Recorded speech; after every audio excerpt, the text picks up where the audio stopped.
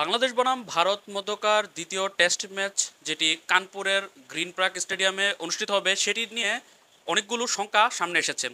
আমরা সকলেই জানি যে বাংলাদেশ এবং ভারত মধ্যকার দুই ম্যাচের টেস্ট এবং তিন ম্যাচের টি-20 সিরিজ খেলতে বাংলাদেশ বর্তমানে ভারতে অবস্থান করছে এবং বাংলাদেশ ভারতে যাওয়ার আগে পর্যন্তই কিন্তু ভারতের একটি হিন্দুবাদী রাজনৈতিক দল যারা বাংলাদেশের এই টেস্টটি এবং ওই টি-20 সিরিজ যাতে ভারত না করায় সেটির জন্য তারা প্রথমে প্রতিবাদ করেছিল। পরবর্তীতে ভারতীয় ক্রিকেট বোর্ড বিসিসিআই বাংলাদেশের বিপক্ষে টেস্ট সিরিজ এবং টি-20 সিরিজটি আয়োজনে সম্মতি জানায় এবং তারা ওইভাবেই প্রিপারেশনটি নেয়, যার কারণে বাংলাদেশ এবং ভারত মধ্যকার প্রথম টেস্ট ম্যাচটি কিন্তু সুন্দরভাবে চেন্নাইয়ে অনুষ্ঠিত হয়েছে। কিন্তু এখন দ্বিতীয় টেস্ট ম্যাচের আগে দানা বেঁধেছে বিভিন্ন সমস্যার। কানপুরে ওই যে রাজনৈতিক দলটির কথা বলছি তারা বর্তমানে বাংলাদেশের টেস্টটিকে এই বানচাল করার লক্ষ্যে নেমেছে। এমনকি বাংলাদেশের যে প্রথম টি-20 ভেন্যু 6 অক্টোবর গোয়ালিয়রে হবে সেখানেও তারা নাকি মানববন্ধন এবং তারা সেখানে ঝামেলা করতে চাচ্ছে। যদিও বিসিসিআই তাদের এই বাংলাদেশ বনাম ভারত মধ্যকার দ্বিতীয় টেস্টের ভেন্যু কানপুরের গ্রিন পার্ক স্টেডিয়ামে ম্যাচের দিন 1000 পুলিশ প্লাস 4 স্তরের নিরাপত্তা বেষ্টনী করতে যাচ্ছে এবং অলরেডি তারা কাজ করে দিয়েছে। এখন বর্তমানে বাংলাদেশের এই টেস্টটিকে যদিও 1000 পুলিশের নিরাপত্তায় অনুষ্ঠিত হবে ভারতের কানপুরের গ্রিন পার্ক স্টেডিয়ামে, কিন্তু তারপরও কিন্তু এটা নিয়ে শঙ্কা থাকছে না যে কোনো কিছু কিন্তু হতে পারে। কারণ যেই রাজনৈতিক দলটি উগ্র রাজনৈতিক দলটি এটার বিরোধিতা করছে তাদের কোনো ভরসা নেই। তারা কিন্তু বিভিন্ন সময় বিভিন্ন অনাকাঙ্ক্ষিত ঘটনা কিন্তু তাদের দেশের বিভিন্ন প্রান্তে তারা ঘটিয়েছে। তো এখন আসা যাক, এটা হচ্ছে এগুলা যদি পার করতে পারে বিসিসিআই এবং তাদের যেহেতু 4 স্তরের নিরাপত্তা বেষ্টনী রয়েছে এবং 1000 পুলিশ এই বাংলাদেশ বনাম ভারত মধ্যকার এই সেকেন্ড টেস্ট ম্যাচে 27 সেপ্টেম্বর উপস্থিত থাকবে, যদি আমরা সেটাকে পেছনে ফেলি তাহলেও এই বাংলাদেশ বনাম ভারত কানপুর টেস্টের সংখ্যা শেষ হচ্ছে না। দ্বিতীয় এবং আরও বড় একটি সংখ্যা হচ্ছে যে প্রথম 2 দিন বৃষ্টিতে ভেসে যেতে পারে কানপুর টেস্ট।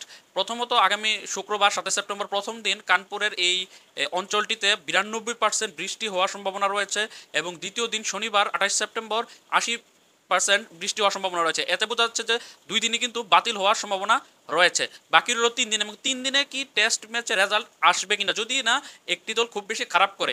আরও আরেকটি গুরুত্বপূর্ণ কথা এটা গেল যে নিরাপত্তা ব্যবস্থা এবং বৃষ্টি, যেগুলো আসলে আমাদের হাতে নেই, কিন্তু আমাদের হাতে যেটা রয়েছে সেটা হচ্ছে যে বাংলাদেশের পারফরমেন্স।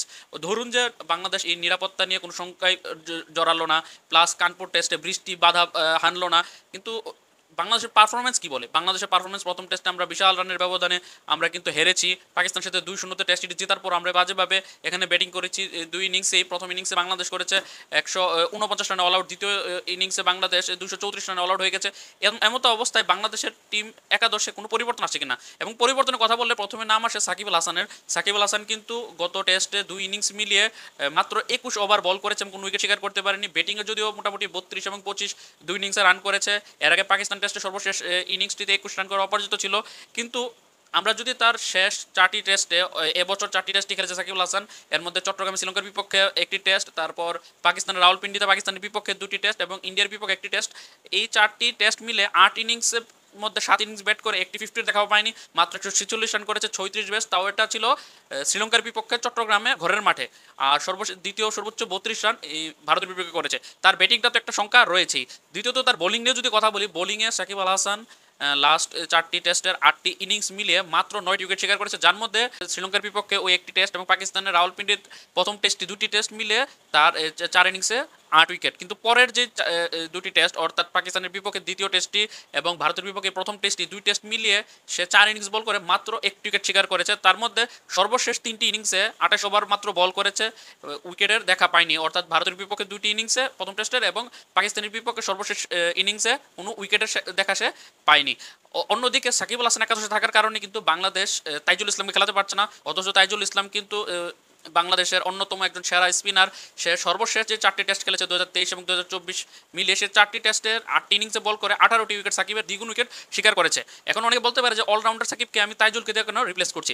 কারণটা হচ্ছে যে বাংলাদেশের সাকিব আল হাসান যে ব্যাটিং ডিপার্টমেন্টে কিন্তু সাকিব আল হাসান তেমন একটি পারফর্ম করতে পারছে না। 8 ইনিংসে সর্বশেষ 146 রান করেছে, যেখানে তার একটি 50 দেখাও নেই, যেখানে 8টি ইনিংসে একটি যে কোনো একটি ক্রিকেটার সেঞ্চুরি, 1-2টি সেঞ্চুরি বা 50 দেখা পায়। বাংলাদেশের প্রেক্ষাপটে ধরলাম যে 2টি 50 তো অ্যাটলিস্ট থাকবে, সেই জায়গাতে সাকিব আল হাসান কিন্তু খুব বাজে একটা অবস্থান অবস্থানে আছে, সেই জায়গাতে তার ব্যাটিং তো কোনো কাজে দিচ্ছে না, উল্টো তার বোলিংও বাংলাদেশকে ডিমোটিভেট করছে। সেই জায়গাতে অ্যাটলিস্ট বাংলাদেশ যেহেতু 7 জন ব্যাটসম্যান, জেনুইন ব্যাটসম্যান খেলাতে পারে, 8 নম্বর অলরাউন্ডার মেহেদি হাসান মিরাজকে খেলাতে পারি, সেক্ষেত্রে আমরা এই লাক্সারিটা পাচ্ছি। আমরা 7 নম্বরে মেহেদি হাসান মিরাজকে প্রমোট করে 8 নম্বরে আমরা বাতি অফ স্পিনার তাইজুল ইসলামকে আনতে পারি, যেহেতু তাইজুল ইসলামের সর্বশেষ 8 ইনিংসে 18 উইকেট রয়েছে, ট্র্যাক রেকর্ড ভালো, এবং তাইজুল ইসলাম টুকটাক ব্যাটিংও করতে পারে, এক ইন থেকে সে বল মানে ডিফেন্ড করতে পারে। সেক্ষেত্রে দ্বিতীয় টেস্টে, কানপুর টেস্টে তাইজুল কেন নয়? এবং বাংলাদেশের এই দ্বিতীয় টেস্টের যে ভেন্যু কানপুর, সে কানপুরে 2টি পিচ বানিয়েছে ভারতীয় যেই গ্রাউন্ডসম্যানরা। এখন কোন পিচে খেলা হবে সেটি বাংলাদেশ ক্রিকেট বোর্ড বা বিসিবির যে ম্যানেজমেন্ট এবং কোচ চান্ডি খাতর সিং ওইভাবে জানে না, এবং সেক্ষেত্রে বাংলাদেশের ক্ষেত্রে তারা স্পিন পিচও বানাতে পারে, পেস বোলিং পিচও বানাতে পারে। প্রথম টেস্টটি চেন্নাই কিন্তু তারা স্পিন সহায়ক বানায়নি, পেস সহায়ক বানিয়েছে, যার কারণে নাহিদ রানা, হাসান মাহমুদরা ভালো বল করেছে। এখন দ্বিতীয় টেস্টে হয়তো বা তারা স্পিন বা পেস দুটি পিচ বানিয়েছে, যে কোনো একটি পিচে বাংলাদেশে খেলা হতে পারে। সেক্ষেত্রে পিচ নিয়েও কিন্তু বাংলাদেশ এমন একটি আইডিয়া পাচ্ছে না। সেক্ষেত্রে আমি মনে করি যদি তাদেরকে বোলিং দিয়ে আটকাতে হয়, যেহেতু আমাদের সাকিব আল হাসান সর্বশেষ 3টি ইনিংসে মাত্র 28 ওভার বল করে 1 উইকেটও পায়নি, সেই জায়গাতে এবং সাকিব আল হাসানের বোলিং করতে একটা বোলিংয়ে ইঞ্জুরি রয়েছে, তার আঙুল ফেটে গিয়েছিল, সে ট্যাপ পেঁচিয়ে আঙুলের মধ্যে সে খেলছে। সেদিক থেকে যদিও কোচ চান্ডি খাতর সিং আজ ব্রিফিংয়ে এসে, টিম ব্রিফিংয়ে এসে বলেছে যে সাকিব আল হাসান ইঞ্জুরি নিয়ে সে বাংলাদেশের যে ফিজিও ডিপার্টমেন্ট সেখান থেকে কোনো সে নির্দেশনা পায়নি, কিন্তু সাকিব আল হাসান আসলে ইঞ্জুরি যে ভেতরের খবর নয়, এটা বাইরের থেকে দেখলে বোঝা যায়। তাকে কেন ক্যাপ্টেন শান্ত বেশি ওভার বল করাচ্ছে না, এটাই বোঝা যাচ্ছে যে সাকিব আল হাসান এই বোলিং করার জন্য এখন ওইভাবে প্রিপেয়ার না। সেক্ষেত্রে সাকিব আল হাসান কিন্তু বোলিং করার জন্য ওইভাবে প্রিপেয়ার না, ব্যাটিংয়ে খুব বেশি ভালো করছে না।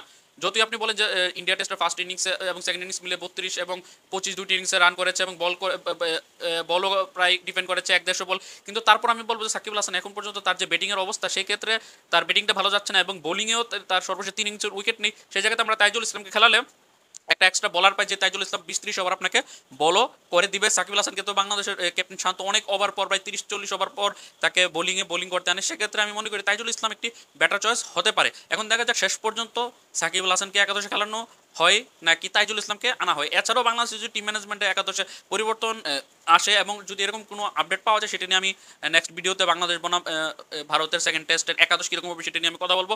ততক্ষণ পর্যন্ত ভালো থাকুন, সুস্থ থাকুন, স্পোর্টস দৈনিক চ্যানেলের পাশে থাকুন। আল্লাহ হাফেজ।